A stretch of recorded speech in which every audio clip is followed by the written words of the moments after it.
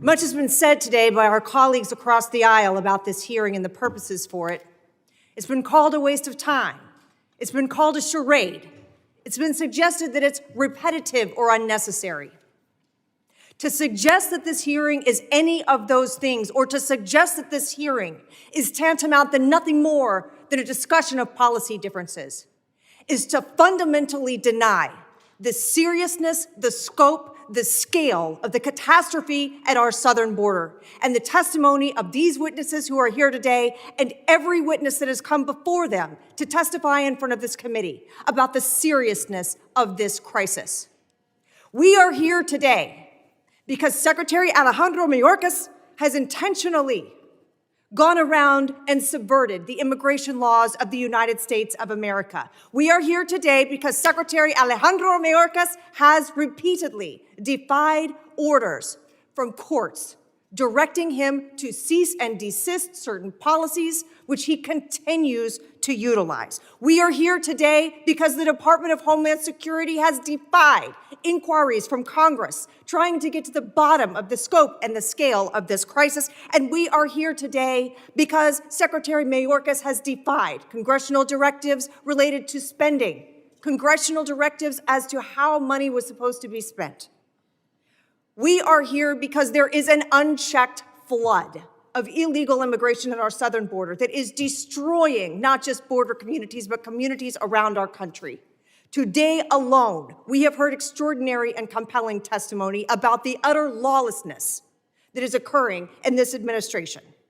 Attorney General Knudsen shared with us that he perceives a refusal to faithfully execute the laws of the United States and shared stories from his state about human trafficking and fentanyl trafficking and the devastation that has occurred because of our wide open southern border.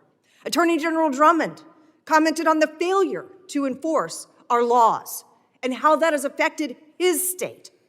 He also shared the extraordinary cost that it incurs at his state because we are not enforcing our laws in our border.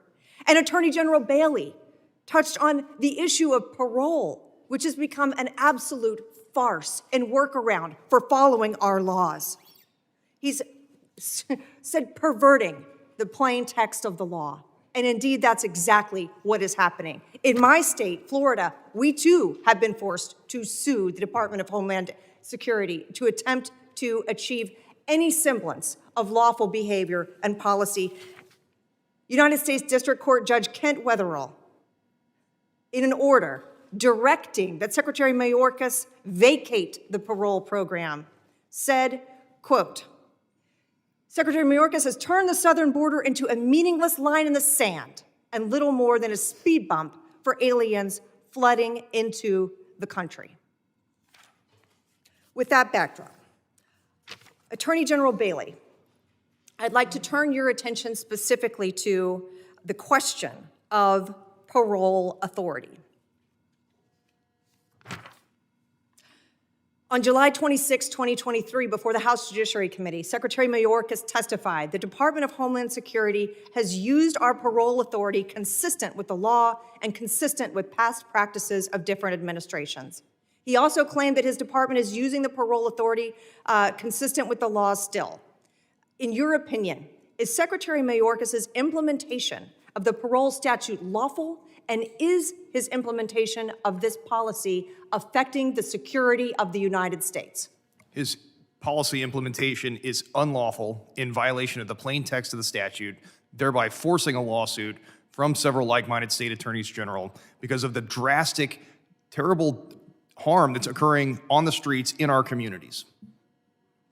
Attorney General Drummond, you shared some of the devastating effects that failure to secure our border is having on your state. In your opinion, are these policies affecting the security and safety of your state and of our country? The laws of the Immigration and Nationality Act are clear and unequivocal, and they are not being upheld. And Attorney General Knudsen, would you share your perspective on the harm to your state and our country that is being posed by failure to follow our laws? 1,700% increase in fentanyl deaths, confirmed state crime lab fentanyl deaths since 2019, Congresswoman. 11,000% increase in fentanyl seizures, multiple 100% increase in human trafficking investigations since 2019. Those numbers speak for themselves. Thank you, Mr. Chairman.